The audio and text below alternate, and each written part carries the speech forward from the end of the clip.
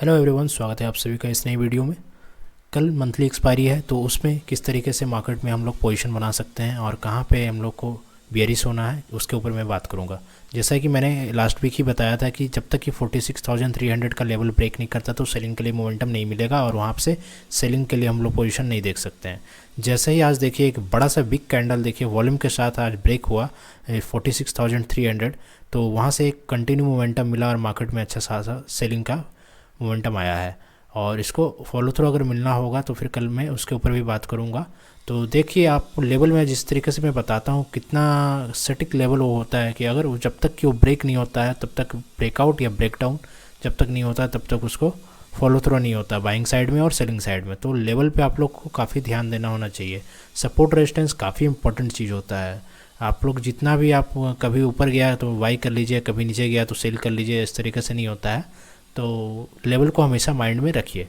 तो जैसा कि आपको मैं एक चीज़ और दिखाता हूँ कि यहाँ पे मोमेंटम हुआ था ब्रेकआउट होने के बाद, तो कंसोलिडेशन हो रहा था। कंसोलिडेशन होने के बाद या तो ये अपसाइड जाता तो फिर ये गैप को फिल करता, तो मोमेंटम आता अगर इसको ब्रेक करता लास्ट स्विंग को तो, बट वो ब्रेक नहीं किया, ब्रेक डाउन हो गया है। सेम लेवल को ब्रेक करके नीचे आ रहा है अब, तो मोमेंटम अब फेल हो रहा है ऊपर के साइड में।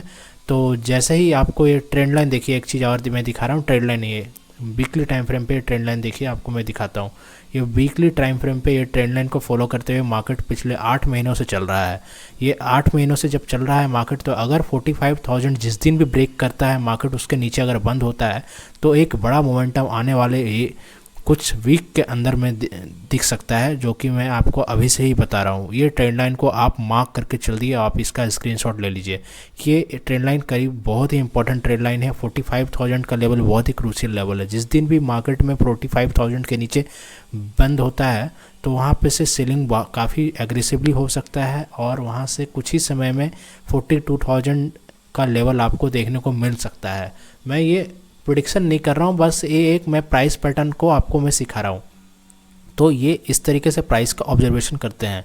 इसके ऊपर अगर बंद होगा तो हम लोग बाइंग के लिए देखेंगे, जब बाइंग का कंफर्मेशन मिलेगा। तो मैं ये नहीं कर रहा हूँ कि शॉर्ट कर दीजिए अभी से, बस ये मैं आपको एक शुरू से मैं इंडिकेट कर रहा हूँ कि यहाँ पे आपको एक चीज़ ये नोटिस करके चलना चाहिए। तो इसको फॉलो करते हुए मार्केट आ रहा है। अभी तक ये बाइंग ट्रेंड में ही चल रहा है, buy on dip buy on dip buy on dip. तो अभी देखना होगा कि आने वाले टाइम में किस तरीके से मार्केट इस ट्रेंड लाइन को फॉलो करता है या नहीं करता है। तो चलिए कल के ऊपर मैं बात करता हूँ। अगर कल गैप अप खुलता है 150 से 200 पॉइंट तो फिर मार्केट साइडवेज हो जाएगा। इस रेंज के अंदर ही मार्केट को क्लोज करना चाहिए। 46,765 और 45,845, मतलब कि ये इस रेंज के अंदर ही मार्केट फिर इस तरीके से ट्रेड करेगा, क्योंकि आज जो भी ट्रेड करके गए होंगे उनका स्टॉप लॉस ऊपर होगा इस लेवल के ऊपर और यहाँ के लो के नीचे होगा। आज के डे के हाई के ऊपर और डे के लो के नीचे होगा आज के जो भी ट्रेड लेके गए होंगे। अगर गैप अप खुल जाता है मार्केट 150 से 200 पॉइंट का, तो अगर फ्लैट खुलता है, मान लीजिए 50 पॉइंट ऊपर खुलता है, 50 पॉइंट नीचे खुलता है, तो फिर यहाँ से जैसे ही मोमेंटम नीचे की तरफ आएगा तो हम लोग सेलिंग के लिए देखेंगे। 5 मिनट के कैंडल के लो को ट्रेड होने देंगे, उसके बाद तो वहाँ से सेलिंग के लिए मोमेंटम देख सकते हैं। और अगर गैप डाउन खुलता है थोड़ा सा तो price action 5 minute candle chart open करने के बाद अगर प्राइस एक्शन मिलता है तो फिर सेलिंग करेंगे। प्राइस एक्शन कहने का मतलब पहले गैप डाउन खुला, नीचे आया, फिर ऊपर गया, फिर नीचे आया, उस डे को स्विंग को उसको ब्रेक करने दीजिए। उस तरीके से फिर वहाँ पे हम लोग ट्रेड पोजीशन प्लान कर सकते हैं। तो इस तरीके से कल का ये एक्सपायरी का प्लान कर सकते हैं। और स्टॉप लॉस हमेशा आप याद रखिए कि हमेशा स्टॉप लॉस को फॉलो कीजिए, क्योंकि यहाँ पे मार्केट में बहुत ही वॉलेटिलिटी बढ़ चुका है। तो आप स्टॉप लॉस को माइंड में रख के चलिएगा और इस ट्रेंड लाइन को भी मार्क कर लीजिए। जब भी 45,000 मार्केट में आएगा तो वहाँ से सेलिंग के लिए एग्रेसिवली हम लोग आगे देख सकते हैं। तो अभी भी ये ट्रेंड लाइन फॉलो करते हुए चल रहा है, तो अभी पॉसिबल है कि फॉलो थ्रू अगर मिले तो 45,000 तक मार्केट आ जाए और वहाँ पे सपोर्ट लेने की ट्राई करे।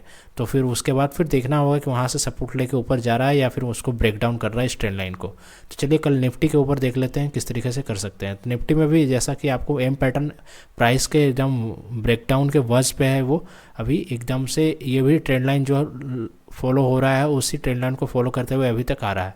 तो जैसे ही अगर कल फॉलो थ्रू मिलता है 100-150 पॉइंट नीचे अगर कल मार्केट बंद होता है, कल का डे बहुत इंपॉर्टेंट है आने वाले टाइम को डिसाइड करने के लिए।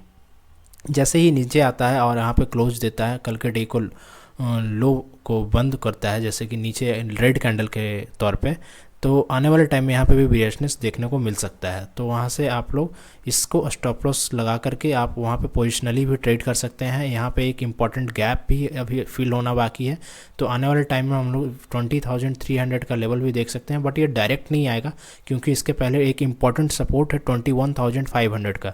जिस दिन 21,500 के नीचे मार्केट क्लोज करने लगे तो उस वहाँ से फिर मोमेंटम मार्केट में सेलिंग की तरफ मिल सकता है, एग्रेसिवली सेलिंग फिर आ सकता है, कुछ ही टाइम में ये गैप को फिल भी कर सकता है 20,300, ये मार्क करके आप चलिएगा। तो आज का जो मैंने भी बताया है ट्रेंड लाइन, जितना भी बैंक निफ्टी और निफ्टी में जो भी चीज़ें मैंने बताया, आप स्क्रीनशॉट लेकर के रखिए और इस चीज़ को आप आगे आने वाले टाइम में इसको फॉलो कीजिए और इसको लर्निंग के पर्पज़ से आप लीजिए किस तरीके से मार्केट रिएक्ट करता है, तो कहाँ से किस तरीके से पोजीशन बना सकते हैं इन फ्यूचर।